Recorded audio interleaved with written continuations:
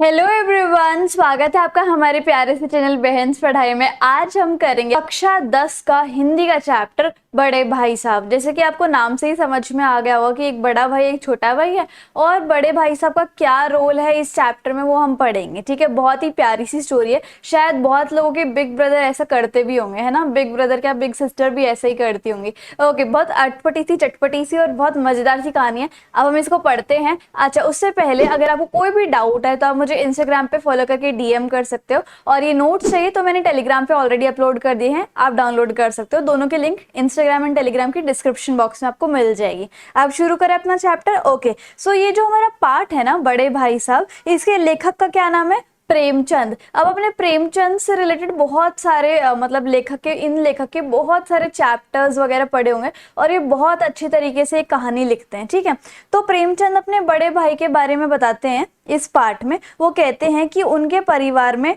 बड़े भाई साहब तो हैं पर छोटे भी हैं। अब मैं आपको बताऊंगी वो बड़े होके छोटे कैसे हैं। ठीक है, सो यहाँ पर देखो, बड़े भाई साहब जो है वो लेखक से यानी कि प्रेमचंद से 5 साल बड़े हैं। ठीक है, तो जब ये कब की कहानी है, जब प्रेमचंद जो है वो 9 साल के थे और उनके बड़े भाई जो है वो 14 साल के थे। लेकिन 5 साल बड़े होने के बाद भी जो बड़े भाई साहब है वो सिर्फ 3 कक्षा आगे ही पढ़ते थे। जैसे कि लेखक जब 9वीं कक्षा में थे, जैसे कि बड़े भाई साहब 9वीं कक्षा में थे और जो प्रेमचंद है वो 5वीं क्लास में था। ठीक है, सो अब यहाँ पर 3 कक्षा ही आगे, जैसे कि 6th 7th 8th, उसके बाद 9th में वो थे। ठीक है, सो बड़े भाई साहब 5 साल बड़े होने के कारण भी मतलब उनसे जो है बड़ी आशाएं की जाती थी, क्योंकि बड़ा बच्चा है ना घर का, तो उनसे ऑब्वियसली एक्सपेक्टेशंस वगैरह कुछ होंगी। ठीक है, बड़े होने के कारण वो खुद भी चाहते थे कि वो कुछ ऐसा करे, मतलब जो बड़ा बच्चा होता है घर का वो कुछ ऐसा करे ताकि छोटे के लिए बड़ा जो भाई बहन है वो इंस्पायरिंग लगे। ठीक है,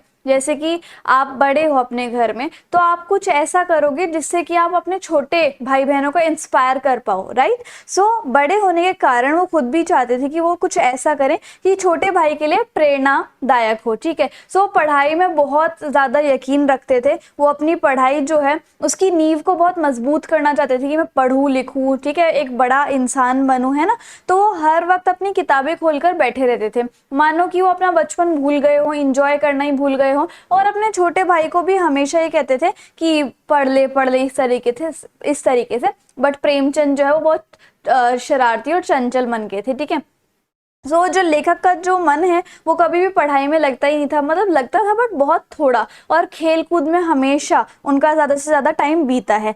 अगर बड़े भाई साहब ने उनको 1 घंटा पढ़ने के लिए कहा है कि चल अब तू पढ़ना स्टार्ट कर, उसके बाद ऐसा लगता था जैसे कि उनके ऊपर पहाड़ टूट पड़ा है, मतलब छोटे भाई के ऊपर, और बहुत मुश्किल काम लगता था पढ़ना, है ना। पर वो अपना मन दबाकर किसी भी तरह डर के कारण किताब खोल के बैठ जाते थे। लेकिन जैसे ही बड़े भाई का ध्यान कहीं इधर उधर भटकता तो छोटा भाई जो है वो फटाफट जो किताबें हैं वो बंद करके हॉस्टल की, एक्चुअली क्या होता था, जो बड़े भाई साहब है और छोटा भाई जो है वो हॉस्टल में रहा करते थे पढ़ने के लिए। ठीक है, सो किताबें बंद करके हॉस्टल के बाहर मैदान में खेलने भाग जाया करते। कौन? प्रेमचंद जी। ठीक है, लेकिन जैसे ही वो खेल खत्म करके घर लौटते तो या फिर हॉस्टल लौटते तो बड़े भाई साहब का जो मुंह था वो लाल पीला होना ही था, क्योंकि गुस्सा आ रहा होता था, है ना।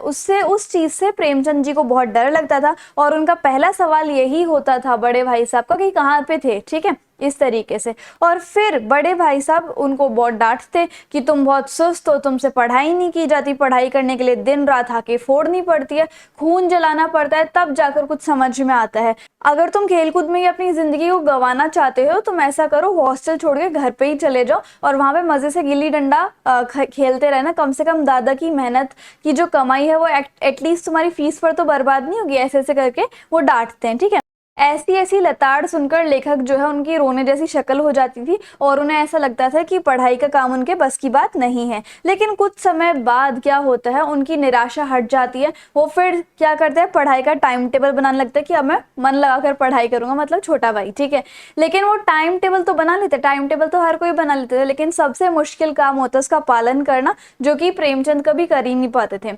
जो कि लेखक को बिल्कुल भी नहीं हो पाता था, मतलब वो टाइम टेबल फॉलो नहीं कर पाते थे। और खेल कूद के जो मैदान होता था वो किसी भी तरह उनको खींच लेता था, मतलब खेल कूद का जो मैदान है वो उनको आकर्षित कर लेता था, इतनी सारी डांट और फटकार पड़ने के बाद भी। ठीक है, फिर अब क्या होता है, एनुअल एग्जाम होते हैं, सालाना परीक्षा होती है, उसमें बड़े भाई साहब जो है वो फिर से फेल हो जाते हैं और छोटे भाई साहब जो है वो फर्स्ट डिवीजन से या फिर फर्स्ट पोजीशन से क्लास में पास हो जाते हैं। ठीक है, अब लेखक और बड़े भाई साहब के बीच में सिर्फ 2 क्लास की दूरी थी। जैसे कि लेखक तो आ गया था, आ गए थे 6th क्लास में, और प्रेम जो बड़े भाई साहब थे वो 9th में ही थे, तो अब 7th और 8th क्लास 2 ही क्लासेस की दूरी थी। ठीक है, लेखक के मन में आया कि अब मैं अपने बड़े भाई को आड़े हाथों लूं, मतलब अब मजा चखाऊंगा अपने बड़े भाई को, डांटता था ना मेरे को, अब तो मैं अव्वल नंबर से पास हुआ हूं, तो ऐसे ऐसे। ठीक है, सो उनकी वो घोर तपस्या कहाँ गई, मुझे देखिए मैं तो खेलता भी रहता था और फिर भी फर्स्ट डिवीजन से पास हो गया।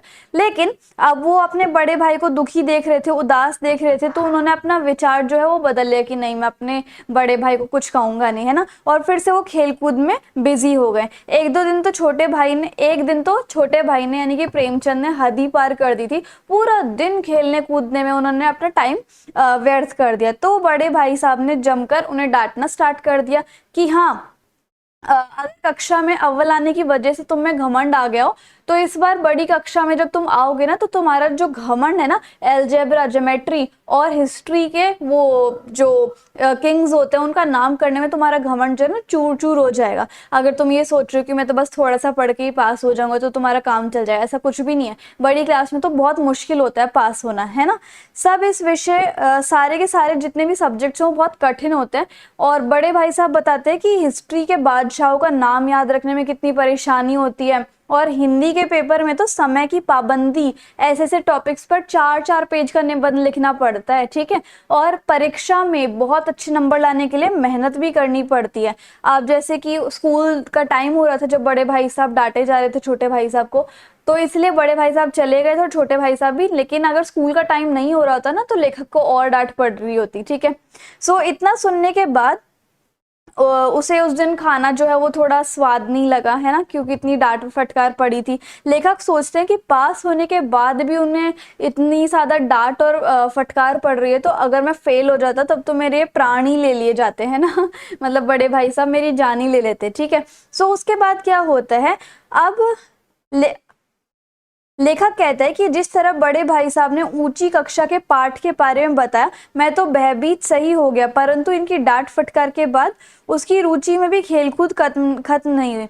तो जैसे ही बड़े भाई साहब ने बताया कि बड़ी बड़ी क्लासेस में इतने भयंकर भयंकर चैप्टर होते हैं, जैसे एलजेब्रा, ज्योमेट्री वगैरह, तो मैं थोड़ा डर गया था। बट इतनी डांट सुनने के बाद भी प्रेमचंद जो है वो खेलने कूदने के लिए भाग गए। ठीक है, खेलकूद का कोई भी अवसर हाथ से नहीं जाने देते थे और हमेशा उसमें शामिल हो जाते थे। ठीक है, अब फिर से एनुअल एग्जामिनेशन हुई।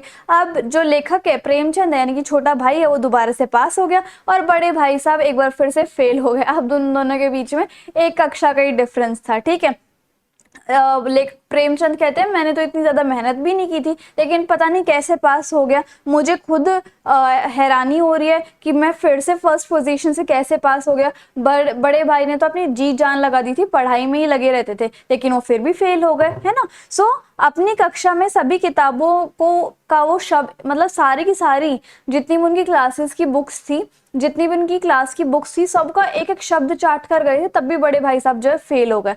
सुबह के 4 बजे से रात के 8 बजे तक वो किताबों में ही घुसे रहते थे। ना जाने वो कैसे फेल हो गए, मुझे तो समझ नहीं आ रहा। सो लेखक को अपने बड़े भाई पर अब दया आ रही थी, क्योंकि वो हर साल फेल हो रहे थे।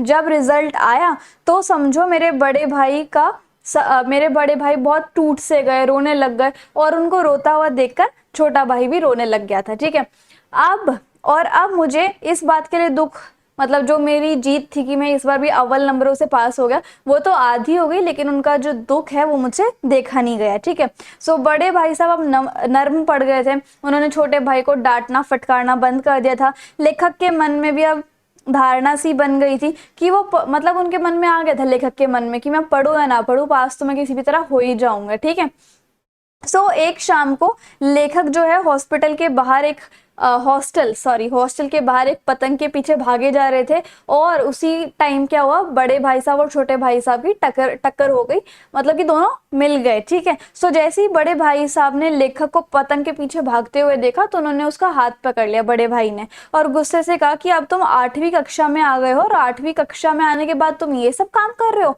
एक जमाना होता था कि जब 8वीं क्लास के बच्चे जो है कोई तहसीलदार लग जाता था, कोई लीडर बन जाता था, और कई तो पत्रकार भी बन जाते थे, और तुम इस पद को महत्व नहीं दे रहे हो, तुम्हें इन जॉब की कदर ही नहीं है ना। सो बड़े भाई साहब जो है लेखक को तजुर्बे का महत्व समझाते हैं, मतलब एक्सपीरियंस का महत्व समझाते हैं। वो कहते हैं कि भले ही तुम मेरे से कक्षा में आगे निकल जाओ, मैं अभी 9th में तो तुम 10th में, कभी 12th में चले जाओ, लेकिन मुझे जितना एक्सपीरियंस होगा, मुझे जितना जिंदगी का एक्सपीरियंस होगा, उतना तुम्हें नहीं होगा, तुम हमेशा मुझसे छोटे ही रहोगे। ठीक है, उसके बाद वो अम्मा और दादा को उदाहरण देते हैं कि भले ही तुम पढ़ लिख कर कितने ही बड़े हो जाओ, अफसर भी बन जाओ, लेकिन तजुर्बे में तुम कभी भी अम्मा की या फिर दादा की बराबरी नहीं कर पाओगे। तजुर्बा जो है वो एक उम्र में ही आता है। ठीक है, बीमारी से लेकर के घर में के सभी कामों में सबसे ज्यादा उत्तीर्ण रहेंगे।